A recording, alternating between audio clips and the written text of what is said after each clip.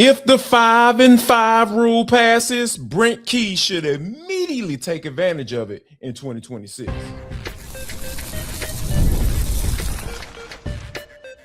You are Locked On Georgia Tech, your daily podcast on the Georgia Tech Yellow Jackets, part of the Locked On Podcast Network, your team every day.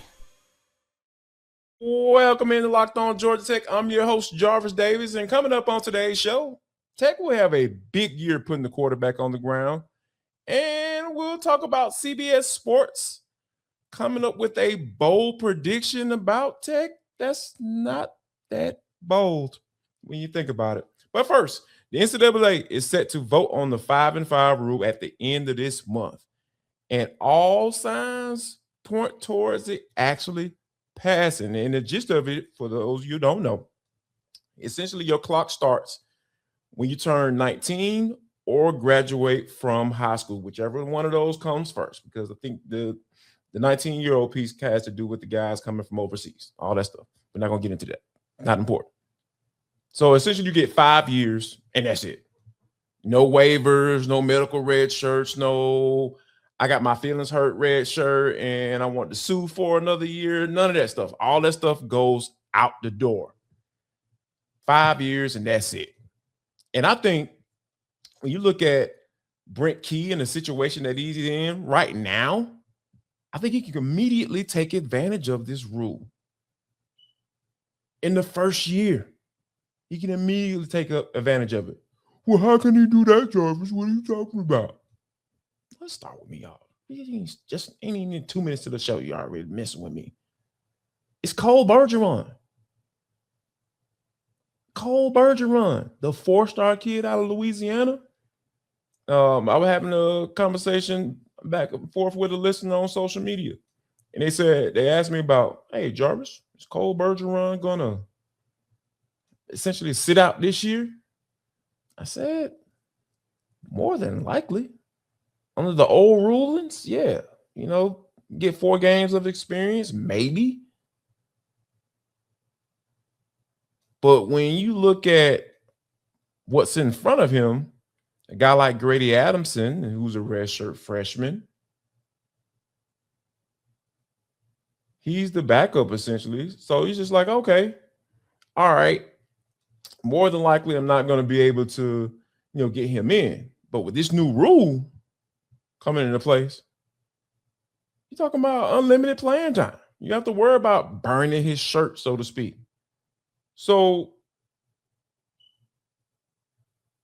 when you look at potentially getting your guy who's a 4-star quarterback for you, he can potentially get valuable playing time, valuable playing experience for you in his first year. And that's going to work tremendously towards Cole Bergeron sticking around, because we know that guys can't leave, especially if they don't see the light. And what I mean when I say that is there's an opportunity for me to play in the future.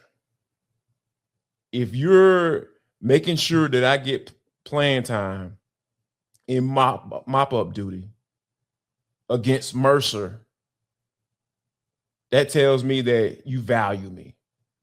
You see something in me. Look at Tay Harris last year. Played in every game as a true freshman.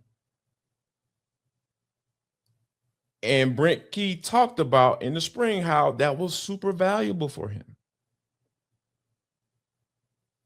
And he regretted not getting Phoenix Felton more playing time in his true freshman year.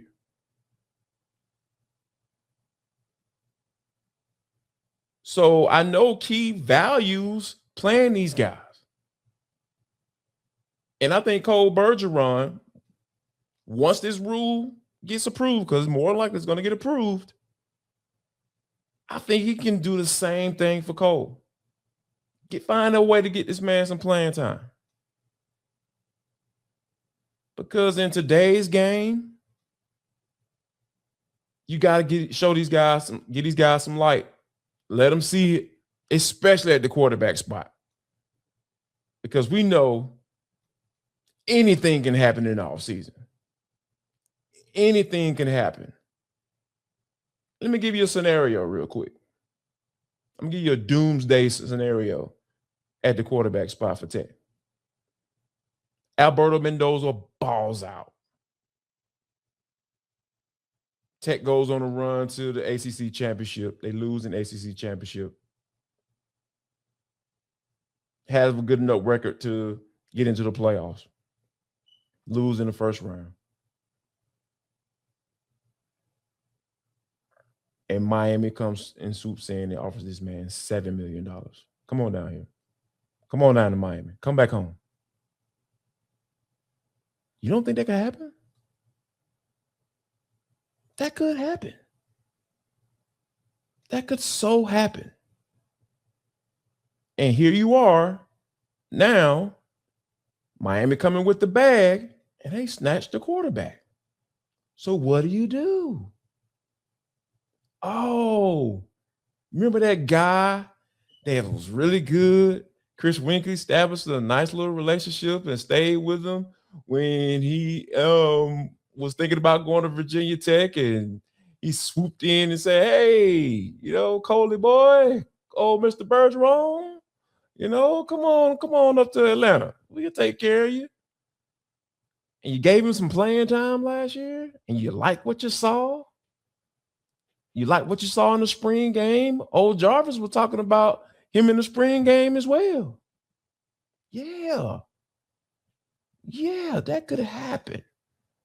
It would be because of this 5-5 rule.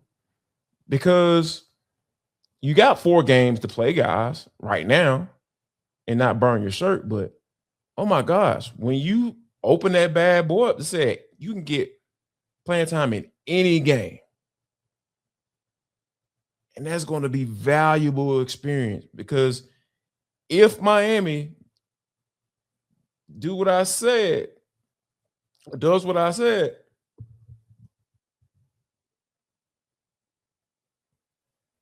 you have to think that Brent Key would have taken advantage of this rule, because he would have gotten Cole Bergeron some playing time, and he wouldn't necessarily have to go outside the building and go try to find a guy and have to spend an exorbitant amount of money, or basically blow out your budget to go get another quarterback to come in here and play for you next year.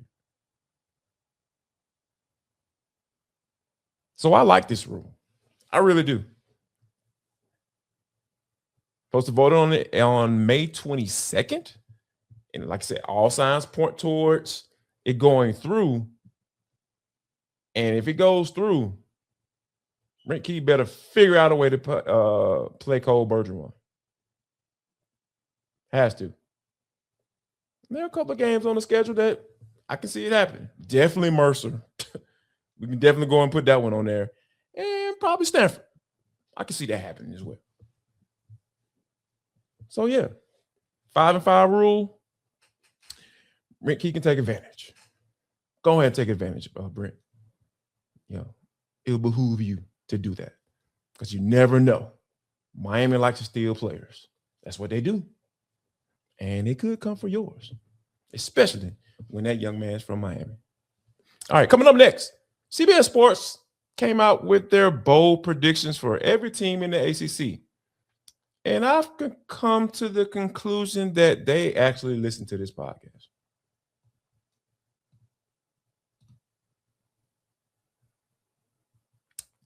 Have you ever opened your bank account and thought, where did all my money go?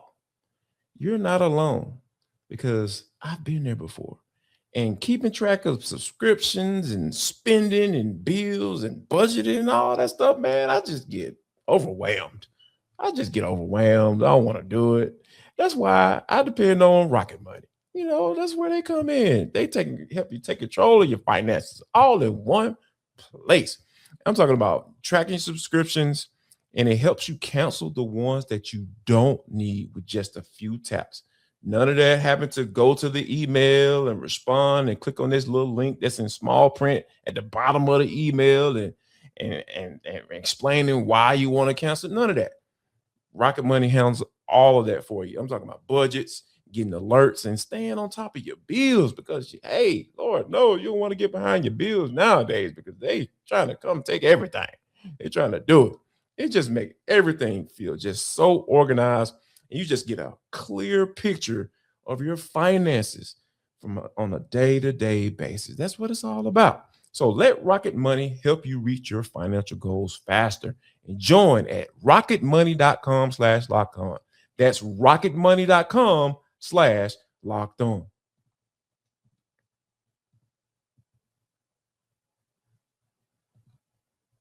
I want to offer you an opportunity to become part of the cool kids. You know that club you were part of in high school? But this time, it's the Everyday Club, baby, where you unlock ad-free episodes and get access to Discord where we can chop it up a little bit once these games start flying. All you have to do is click the link in the show notes or go to lockedongeorgiatech.supercast.com. All right, CBS Sports called themselves making a bold prediction by saying that Justice Haynes and Malachi Hosley will both run for 1,000 yards in 2026.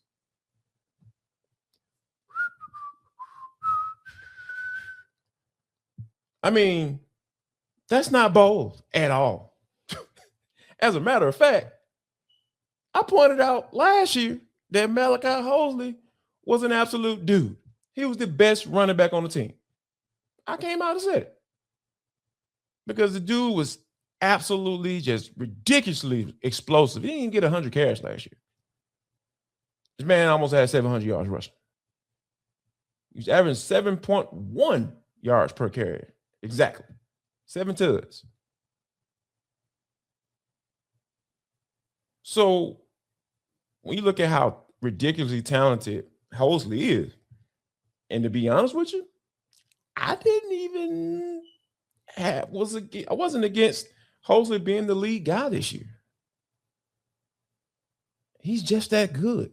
He's that type of running back.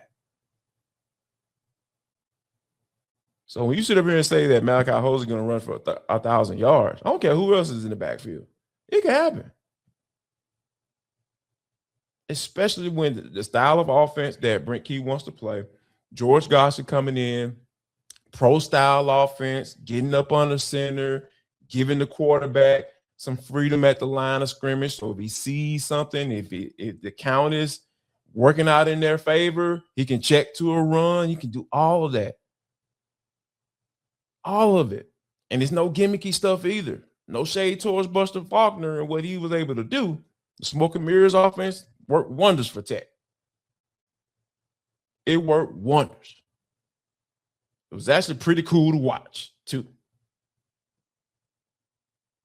However, when you have these weapons that you can just turn around and hand the ball off to, and you don't have to worry about your quarterback getting hurt because you have so many design runs for him, man, it's a peace of mind. Peace of mind for your head coach as well. So, no, I don't think it's bold to say Malachi Hosley is going to rush for 1,000 yards. Look at the production. Look at the talent. It's there, slapping you right in your face. That's not bold at all. Oh, yeah, and then Justice Haynes. Justice Haynes can rush for 1,000 yards too. Hey, man. Come on, Captain Obvious. Look at the pace that he was on last year. In 7 games, 857 yards. And here's a thing that I thought was just kind of weird and cool at the same time. He rushed for 7.1 yards per carry. Well, he averaged 7.1 yards per rush last year as well. He had 10 tuds in 7 games. 7 games. So when you have a guy that was just on a ridiculous pace last year, he finally got an opportunity to be the guy. And unfortunately, he gets hurt in the Justice Haynes. You just have to assume. It's a good assumption It's not bold. It's a good assumption that he's going to rush for 1,000 yards. I told you what the split is going to be, or what it should be. He should get around 17 to 19 carries of touches per game. And Malachi should range in the 8 to 12 carries / touches per game.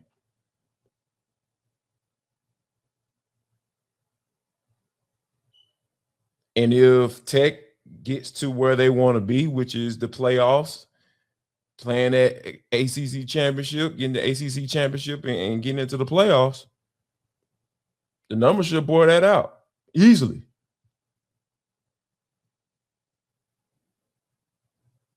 And another reason why I feel the numbers are going to play out in their favor to get 1,000 yards apiece, there's no Haynes King.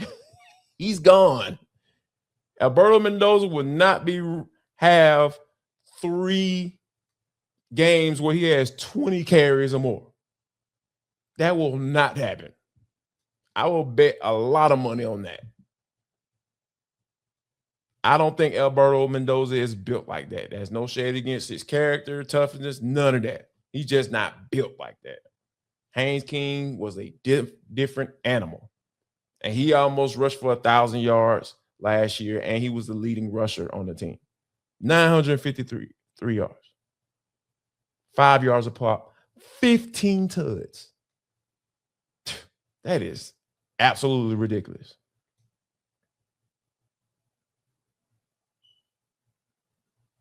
So Malachi Hosley, uber talented.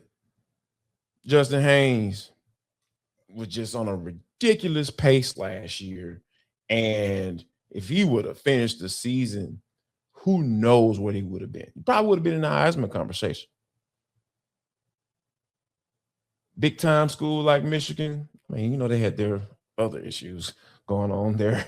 But, we're not going to talk about that. But you just think about the school that he play for and being a big name on the marquee type school, yeah, he probably would have been in the Heisman conversation. So, and then you take Haynes King out of the equation. That's not bold. That's not bold at all.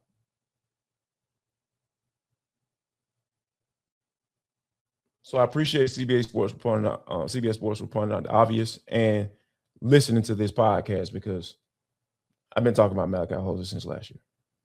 Come on. You got to catch up, CBS. Come on now.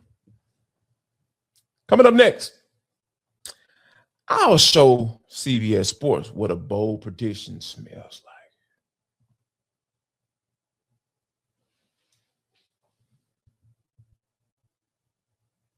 Don't forget that you can take Locked On Georgia Tech on the road with you wherever you download your podcast. And wherever you download your podcast, make sure that you leave us a 5-star review. Really appreciate that from you in advance. That's how people find out about the show. If you find something good, spread the good news. Some will call it the gospel. We ain't going to get into that. But I know you know what I'm talking about. All right. It is because of you that we are now the #1 sports podcast network. All right. CBS Sports. This is how I do it. Like, I'm just calling out CBS Sports all on this show today. Oh, it's all good. It's all good. No worries. It's all love, baby. It's all love. All right. My bold prediction. Georgia Tech will get 40 sacks. Why would they get 40 sacks, Jarvis? Because they've upgraded the personnel up front. They've gotten better. They've gotten better. I said it last year. Christian Garrett is a special player. He's a talented guy. He was also a tweener last year. They had him kind of going back and forth between defensive end and defensive tackle. But now you have a young man who's been honing his craft since he was in the 9th grade. When I say that, I'm talking about working on pass rush, hand work, all of those things outside of what he was doing when he was in down there in Athens.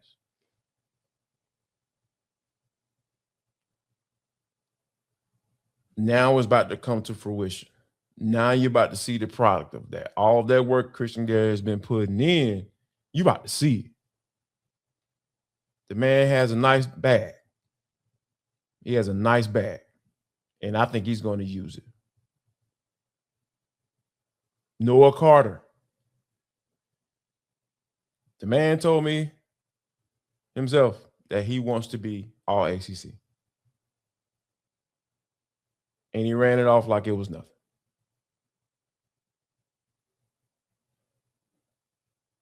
I saw the speed in the white and gold game. I saw the get off. I saw it. I felt it. I didn't care who he was going up against. It didn't matter. Because when it comes to pass rushing and getting to the quarterback on a consistent basis, there is a certain sense of urgency that you have to have in order for that to even work for you at all. And Noah has that. And he has it consistently. So you can throw a level of talent he was going up against, fourth string tackle, third string tackle, whatever. I don't care. It's all about what he's bringing to the table. It's all about what he can do. I don't care about the competition. If he's consistently getting off, boom, soon as that ball snap, boom, twitchy, edgy, boom, boom, working his hands, ooh, get on, get to the quarterback, ooh, tap, all good. Quarterback can throw the ball, but it's a sack.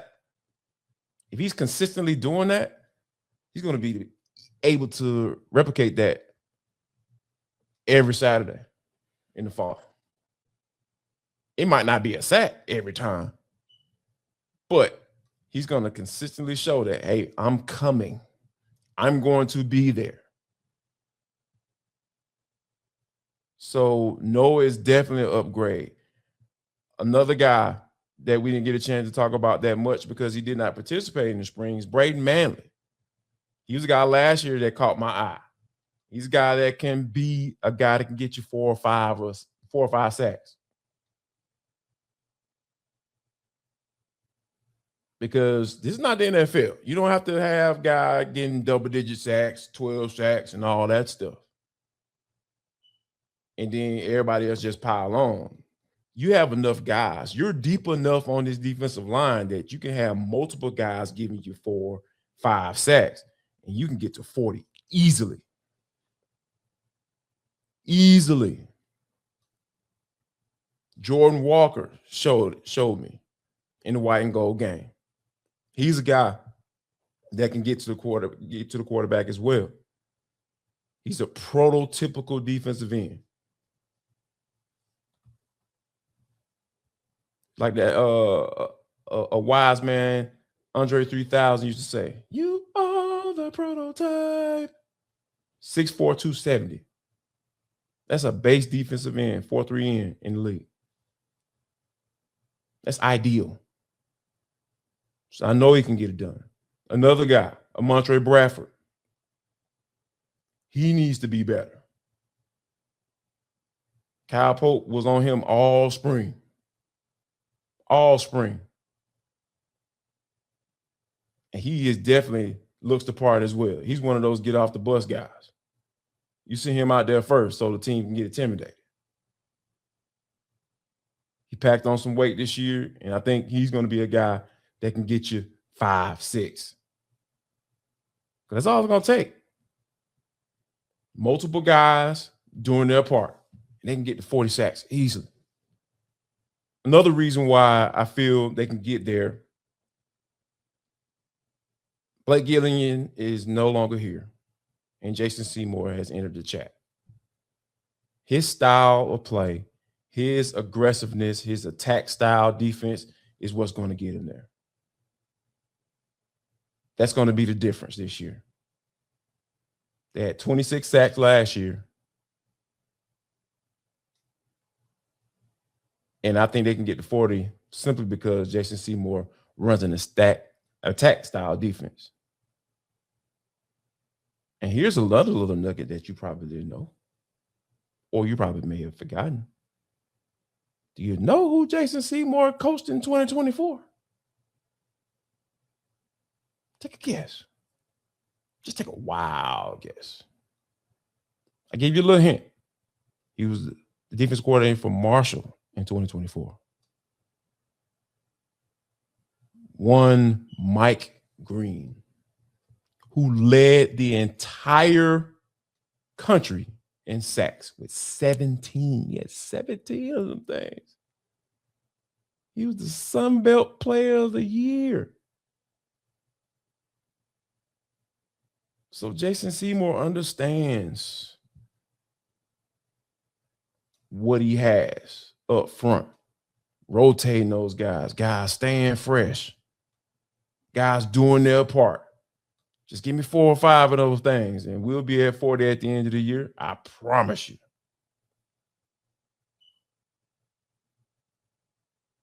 And if they get 40 sacks, those interceptions are going to be up too. Because if I remember correctly, they only had 2 last year. The entire season. That's not good. And Jason Semore has coached several defenses that have been up there when it comes to taking the ball away, when the quarterback is under duress.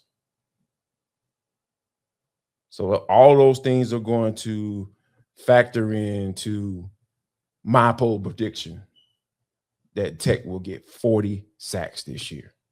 Book it. How about that for bold, CBS Sports? Y'all probably think I don't like CBS Sports or something. No, it ain't that. It's just that, hey, we like to talk about these things. We like to lay it all out, put it all on the table. I think you just point out the obvious that Malachi Hosley and Justin Haynes can rush for 1,000 yards. Of course they can.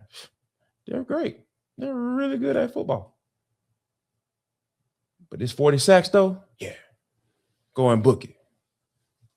See if it's an over-under on FanDuel or something like that, And then when you hit, just break out for boy a little bit or something, just a little bit. I don't have much. You know what I'm saying? So I can get me a nice little hamburger from Five Guys. It only costs about $40. You know what I mean? So yeah, go ahead and do that for you, boy. I want to buy a hamburger from Five Guys. Give me $40. I should be able to get it. Put a little change with it. All right. That'll do it for Locked On Georgia Tech. And if you haven't done so, make sure you like and subscribe to our YouTube channel, or you can follow the show wherever you download your podcast. You can follow me on all platforms at Jarvis D90. For those of you on video, we send you to the first ever 24/7 and national Locked On Podcast Network YouTube channel. On audio, make sure you make your second listen, Locked On College Basketball, with my main man, Isaac Shade and Andy Patton. These things are all part of the Locked On Podcast Network, where it is your team every single day.